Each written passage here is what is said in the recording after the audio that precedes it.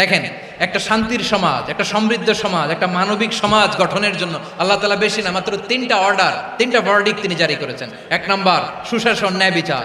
দুই নাম্বার ইহসান। তিন নাম্বার নিকটাত্মীয়, যারা কাছের, তোমার ভেরি ক্লোজ রিলেশনশিপে আছে, তাদেরকে দাও। তিন নম্বরে রব্বুল আলামিন বললেন ওয়া ইতা ইদিল কুরবা, নিকটাত্মীয়দেরকে দান করো।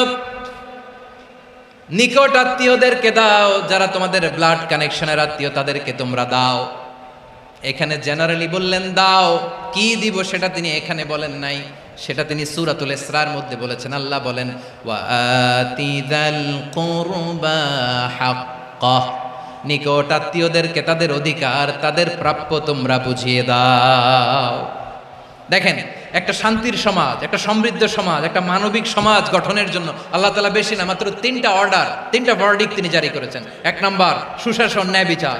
দুই নাম্বার ইহসান। তিন নাম্বার নিকটাত্মীয়, যারা কাছের, তোমার ভেরি ক্লোজ রিলেশনশিপে আছে, তাদেরকে দাও। দাও, দিলে বাড়িয়ে দেয় কে? অনেকে দিতে চায় না, কৃপণতা করে। দিলে বাড়ায় দেয় কে? ও মিয়া, মদিনার মধ্যে সবচাইতে গরিব সাহাবী ছিল বেলাল রাদিয়াল্লাহু তাআলা আনহু। ওনার এন্টায়ার অ্যাসেট, সম্পদের পরিমাণ কতদূর জানেন? একটা লুঙ্গি।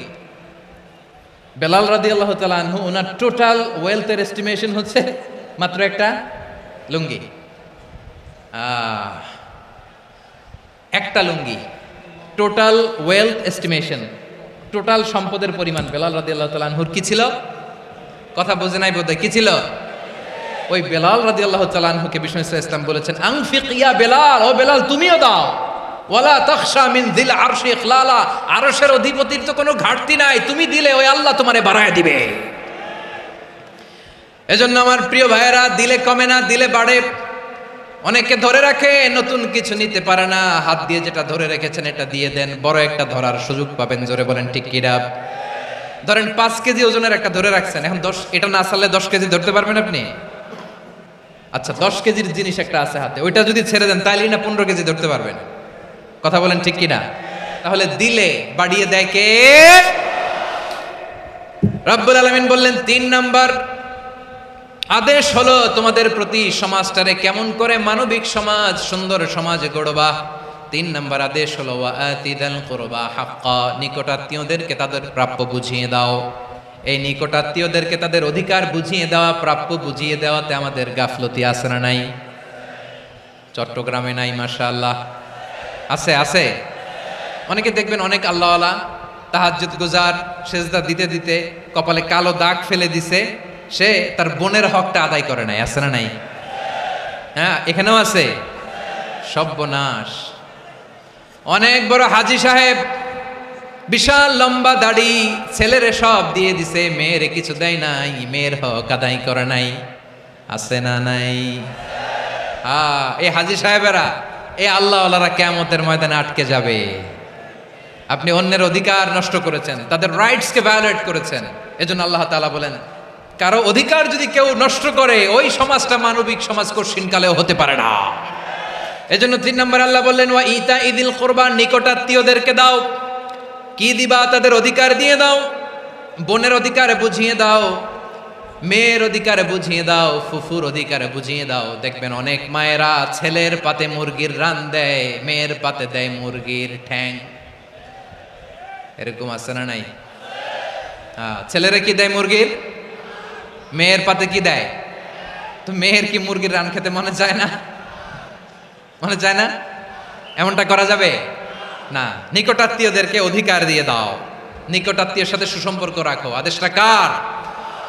এজন্য প্রিয় ভাইয়েরা, জীবনে যদি বারাকা অর্জন করতে চান, নিকটাত্মীয়দের সাথে সুসম্পর্ক রাখতে হবে, তাদের জন্য উপহার পাঠাতে হবে। বিশ্বনবী বলেন লা ইয়াদখুলুল জান্নাতা কাতে, যে ব্যক্তি আত্মীয়তার সম্পর্ককে ছিন্ন করে দেয়, সে কঠিনকালেও আল্লাহর জান্নাতে ঢুকবে না।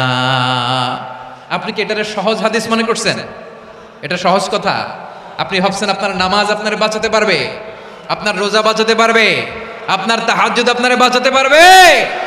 আপনি অধিকার নষ্ট করলে কিছুই আপনারে বাঁচাতে পারবে না। এজন্য নিকট আত্মীয়দেরকে দিতে হবে বেশি বেশি। বিশ্বনবী বলেন ইন্না সাদাকাতা আলাল মিসকিনি সাদাকা ওয়া আলা যির রাহিমি ইসনাতান সাদাকাতুন ওয়া সালা।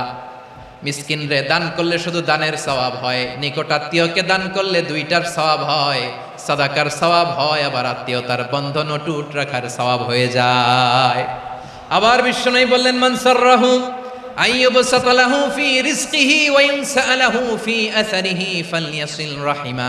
যে ব্যক্তি তার রিজিকের প্রশস্ততা চায় আর হায়াতে বরকত চায়, সে যেন তার আত্মীয়ের সাথে সুসম্পর্ক রাখে। আমার প্রিয় চট্টলার ভাইয়েরা, আমাদের রিজিক বাড়ুক, এটা আমরা চাই কি চাই না? সবাই চান? হ্যাঁ, আমাদের রিজিকে প্রশস্ততা আসুক, চাই কি চাই না? আমাদের হায়াতে বরকত আসুক, আমরা চাই কি চাই না? এই দুইটা যদি চান তাহলে নিকটাত্মীয়দের সাথে সুসম্পর্ক রাখবেন, পারবেন?